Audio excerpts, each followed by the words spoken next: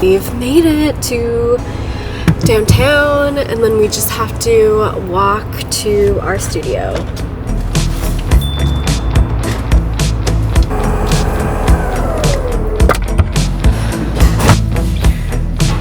Welcome to the studio! Welcome to Nami! So, we're in a really old building. A lot of the buildings don't have elevators. So, carrying this up our stairs is a little bit of a trek, but we've made it. We're at the studio. I'm going to do some light tests today. But before we get started, I thought I'd take a break and kind of tell you about my photography journey and how I got to this. I don't know which way to face you guys, but I guess natural lighting is ideal. So let's place you guys right there. Okay, ladies and gentlemen. So I kind of wanted to properly introduce myself because I'm giving some photography tips, yet you don't know my credentials. Not that I need credentials, but I feel like we're just getting to know each other, and so I wanted to give you guys more of a backstory on me and how I started this whole photography journey. In case you don't know me, my name is Tracy. I'm 29 years old. I'm close to 30. I'm 29 years old, and I am a commercial photographer. I've been full-time since 2020, but make yourselves comfortable. This is gonna be a really long story, so here we go. So let me set the scene. The year is 2004, and I am 8 years old, and we're halfway through the school year when we have a new student come into our school. And this student, her name is Amy Jung, and Amy Jung now knows it, but at the time did not know it. But she was a huge inspiration for me, and the reason why photography kind of fell into my lap. And Amy Jung, I only went to school with her for a couple of years before we left for high school, and her family was moving to another city. So it took a while, but actually a few years ago we reconnected, and she doesn't live anywhere near here anymore. But we FaceTimed, and I told her the reason why I did photography must have been you, because at that time, I remember every time we would hang out, she would have a little point and shoot Canon, and my family had one too, and so I would end up bringing my camera just for fun and for hangouts as well. I remember our summers were so fun, filled with taking so many pictures and videos, and I didn't love to be in front of the camera, but like, I don't know, just the fact that we had so much fun with a little thing, it was, I don't know, we had the time of our lives there. We didn't have phones then, and so yeah, I think that was my first exposure to cameras. And so it wasn't until grade 8 when I got a proper DSLR. My first DSLR was a Nikon D3100, and it's a very entry-level camera. And I didn't know it at the time again, and my parents probably didn't know it at the time, but that changed everything for me. Ever since I got that camera over a trip in LA, that camera did not leave my hands for all of high school. It was attached to me. I think I was known as like the video girl or the photo girl because all my projects, if there was an option for video, like I wanted to do it. If there was an option for photo, I wanted to do it. So high school was a very interesting time. I did not love it because I don't think the school system works in my favor. I think I love learning, but it really depends on the subject and how it's taught.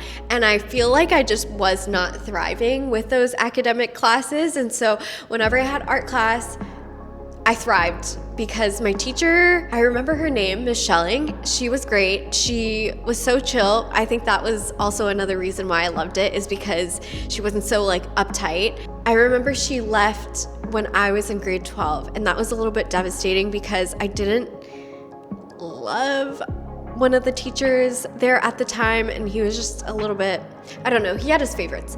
But anyways, Miss Schelling pushed me to do AP Art in grade 12, and thank God she did, because that was such a big year for me to explore my photography skills. And I was doing a whole bunch of stuff like mixed media, I was trying painting, I was trying all this stuff, and I don't know, just like having a camera with me was always like what stuck. And I think honestly though, if I could draw better or paint better, maybe I would have gone that direction. But there was something about me being able to create such beautiful images. I mean, at the time, it was a little bit rough, but to me, being able to take such crisp photos, and I was like, oh my gosh, I can do so much with the camera. I can create such pretty images.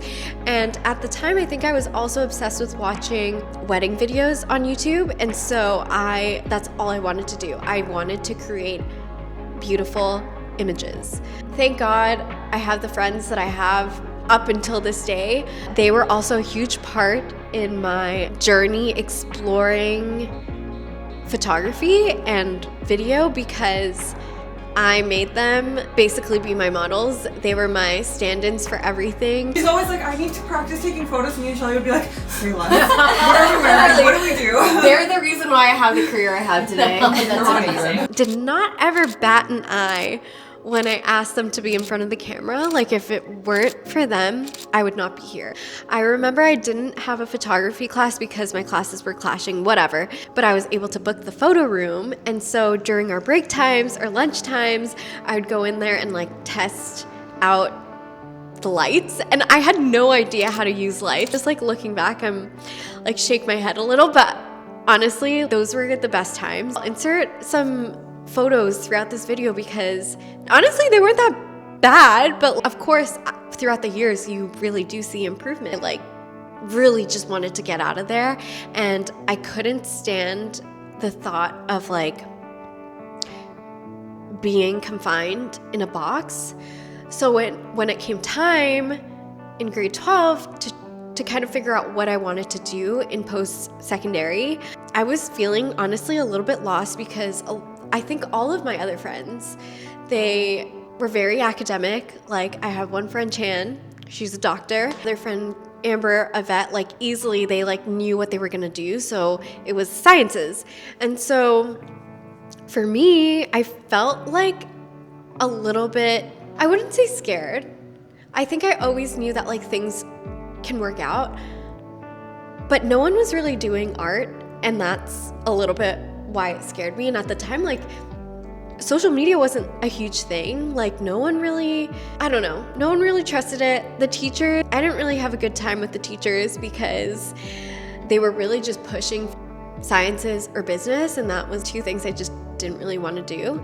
And so anyways, when it came to applying to schools, I applied to film school, and then my backup was this program called Arts and Entertainment Management, and this was both at one school. I think I only applied to one school because I didn't know what else to do. The big art school here, I think I was intimidated by, so I was like, you know what, that can be later. So anyways, I got into both programs, and when the time came to choose which program I wanted to go to, I had a little bit of a meltdown, because I think in my gut, I knew that if I went to film school for 4 years and got a bachelor's degree in it, I had a fear that I would hate it by the time I graduated, basically. And I think I shouldn't blame this on him, but there was another reason in the back of my head. So in my class, there was another guy. I don't blame him for it. He's doing great. There's another guy who's really into film, and I remember this one guy was making jokes about like, oh, blah, blah, blah is like gonna be a filmmaker and Tracy's gonna be like his teammate doing photos. And I was like, I don't know, just high school things. But I think at the time it kind of affected me. I was like, that guy's so into films, and he knows all the directors, he knows all the movies out, and I know nothing.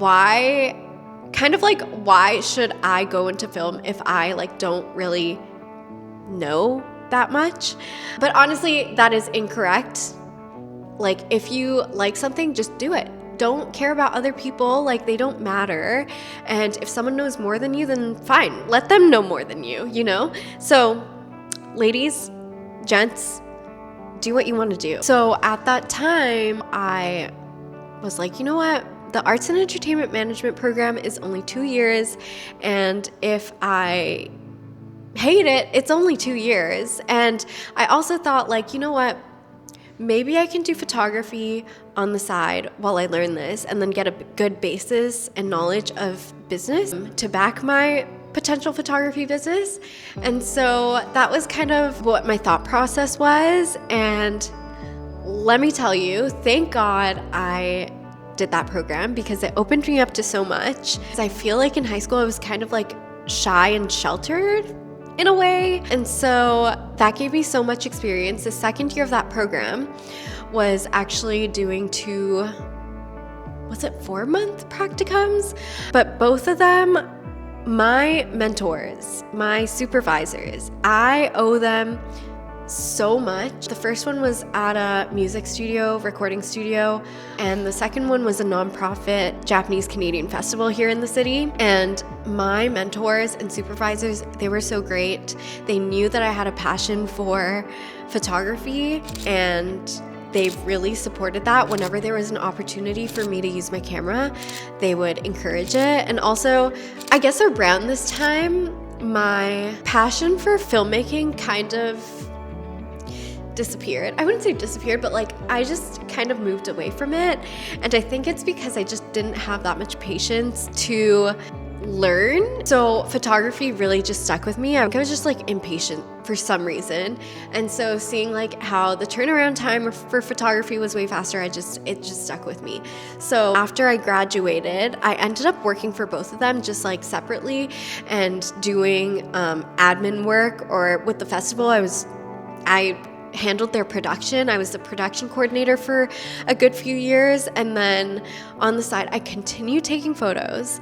I basically took photos anytime I could during the weekends, evenings. Around this time, I also met Happi, who is a makeup artist, and we kind of started at the same time. She was a year younger than me, and she actually went to my high school, but we never talked during high school. We got connected through her sister and my friend's sister, who knew that I was doing photography. And thank God for Happi, because I think we kind of like helped guide each other to doing the work that we ended up doing. At that time, I was so confused with photography. I was doing more portraits. So I was like, do I do that and potentially do wedding photography? But I didn't love the idea of wedding photography because it kind of scared me. Oh, sirens. So weddings kind of scared me because I think in my head, I was always scared that I was going to miss a moment. So yeah, anyways, I continued doing portraits, but with Happi, I think it wasn't until 2018 is when we started to work. Was it 2018? When we started to work with the local modeling agencies here, and we would just do test shoots and creative shoots. And those gave me so much confidence. It was crazy. I'll insert some photos of our first shoot together here. After I took this model's photos, I still remember her name, Anna, and she still models to this day. I felt something in me, and I was like, this is the reason why I'm doing all of this. It's for shoots like this. And just the fact that she knew how to pose, and like the clothing was great, Happi's makeup was beautiful that she did on her. I saw it all come together, and I was like, this could be my job. This could be my career. And so I continued doing that with Happi. She also had another job at a salon, so like any chance we could, we would be shooting. So we did that for about a year. And then came my health downfall. So closer to the end of 2019, you'll see a video on this, but I got really sick, and I had no idea what the sickness was. And I knew it was pretty serious because things are not normal. It was like having the stomach flu, but it never stopping, and symptoms becoming more and more serious. And so around that time, again, I was working for the nonprofit festival, and bless my boss's soul. And I was also I was working at 2 nonprofit festivals. One, the longer term one, and the second one was a newer one. And I was panicking because I was sick and I couldn't even stand up straight. I didn't really have that much energy left for shoots. And then at the beginning of 2020, I had to stop literally everything I was doing. I technically quit, but because we were working from home, my boss, she was so nice and kind, and she was like, if you need something, you can continue working with us, but like at your own pace, at your own time. And like, because of COVID, again, we were working from home. So honestly, in hindsight, it was kind of good timing for me to get sick at that time. Everything ended up working out okay. Spring, when things got really bad, I decided to tell my boss that it was time for me to just pause and get my health back. I did pause for a bit, but I had time at home. So that was when I decided that I was going to try product photography, and this is where things changed. So up until this point, I was just taking portraits of people and then doing model test shoots here and there. It wasn't until this time that I started to play around with product photography, because I was inspired by this photographer named Karen Rosalie, who I am still inspired by to this day. So if you don't know her work, check her out. But the trajectory of my career changed on this day. So let me tell you a funny story. I went to Sephora and grabbed a few skincare products just because I needed some, and also because I wanted to do a little test. And I didn't think anything of it. I was in the backyard. I didn't even have like proper studio lights set up for this. And I just took some photos in my backyard, and they came out beautifully. And so I decided to post these on my Instagram. Mind you, I'd never done product photography before, but this Sephora brand that I'm talking about, this brand saw my work on Instagram because I tagged them, and the next day they messaged me. And fast forward a couple months later, we started working together, and then my photos were on the Sephora site not that long after. So I think that happened in April of 2020. I started working with them, I think, in June. In August or September of that year, my photos went live on Sephora. So that just goes to show, if you're ever wanting to try something, just do it. I am a very, very strong believer that you just have to do things and doors will open left and right. So honestly, that was then the trigger to when things started to roll a lot quicker and faster. The shoots started to grow. I started to work for more skincare and beauty brands slowly.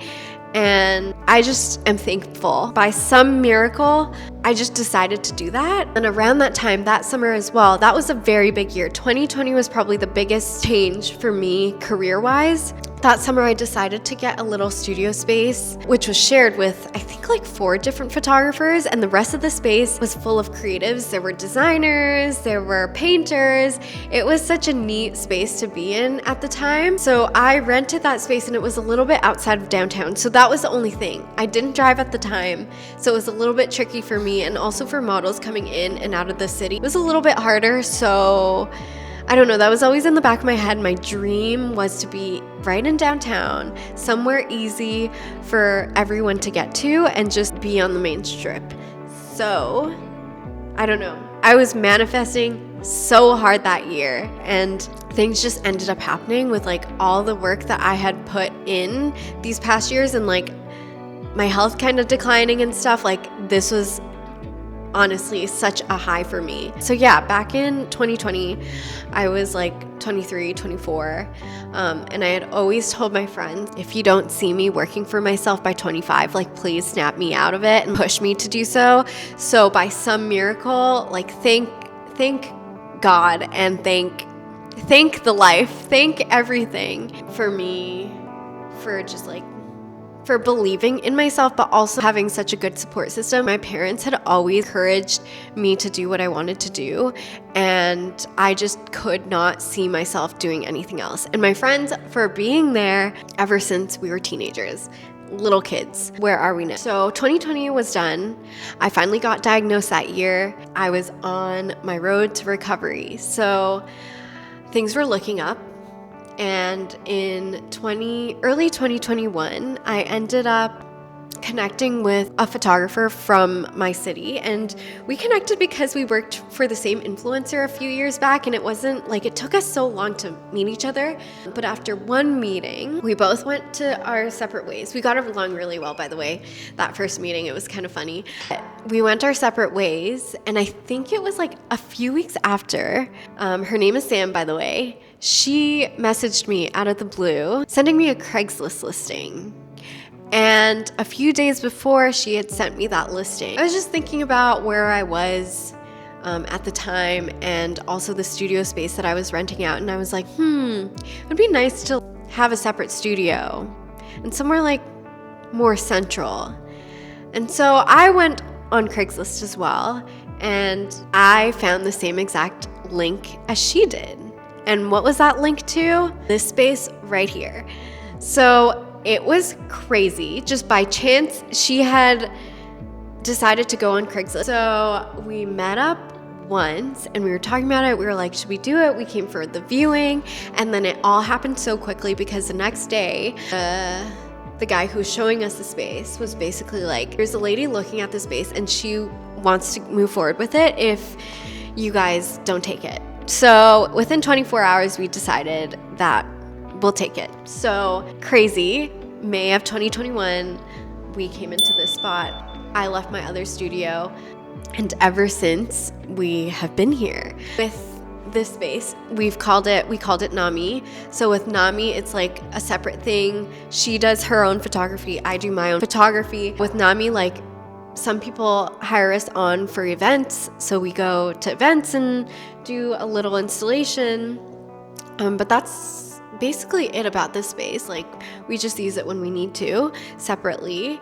And then moving on back to what I had continued with.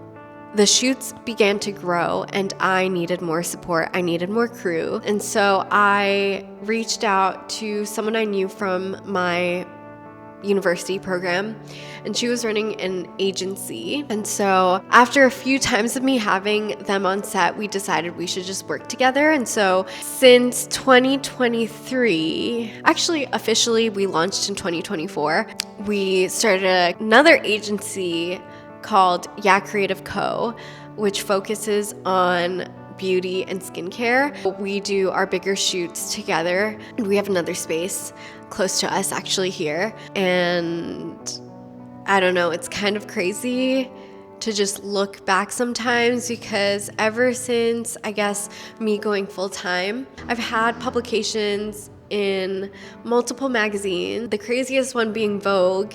I've had crazy opportunities. Our photos have been placed in Sephora's. It's going to be placed in Ulta's all across America. So there's a whole lot of pinch me moments that have happened. And so anyways, that's kind of my journey. So where am I now? I'm still working on my beauty and skincare shoots.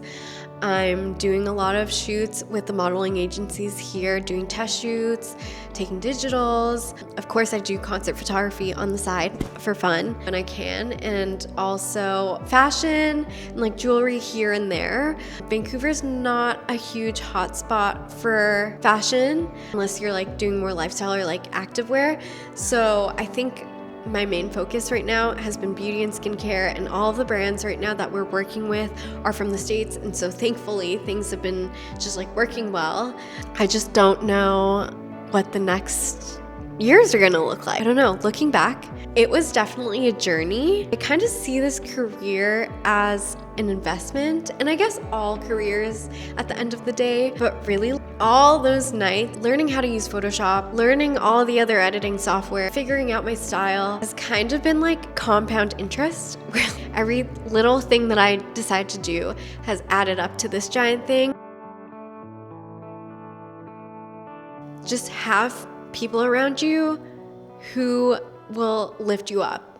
For me being such a sensitive, emotional person, if my friends were not who they are, I would have been stuck at a 9-to-5 and like been miserable. Not that 9-to-5s are miserable, but for me and the way that I work, and I like really knew that I just could not have an office job and just like do the same routine every single day, I would have been miserable. So thank you to everyone around me for not making fun of me and just like letting me do what I needed to do. I'm forever grateful that I get to do this job every single day and to have this beautiful space, to have my studio in downtown, and to have had this dream and achieve it. I need to kind of like remind myself here and there, if I can do it, you can do it. If my photos can go from this to this, you can do anything you want. And just to leave you with last tidbit, I feel like there's no way you can fail if you know you're putting 100% in. If a door closes, another one will open. And trust me, it wasn't all butterflies. Like, the story makes it sound like I had it so easy and things just like happened. And although things kind of lined up well, there were so many rejections. There were so many times when I felt a little bit stuck, even until like now. Like, there are some days where I just don't know what's gonna happen in the next 6 months or whatever. I had so many meltdowns.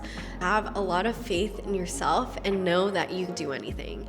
If you put your mind to it, if you put time into it, you can do anything. So yeah, I hope this video kind of gives you a little bit more insight on me, and also anything can really happen. So if you have any questions, comments, leave them down below. I'd love to answer any questions you guys might have about my photography journey, or if you guys have questions like or are feeling a little bit lost, happy to chat, happy to give some insight. So I'm sorry that was a very long video, but I feel like I needed to explain the entire timeline for you guys to kind of have a good understanding of how things became. So anyways, I'm gonna move back on to my lighting test that I need to do because it's already been an hour of me yapping.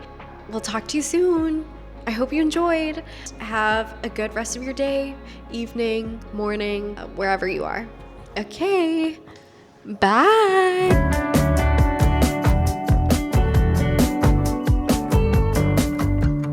I used to jump without looking.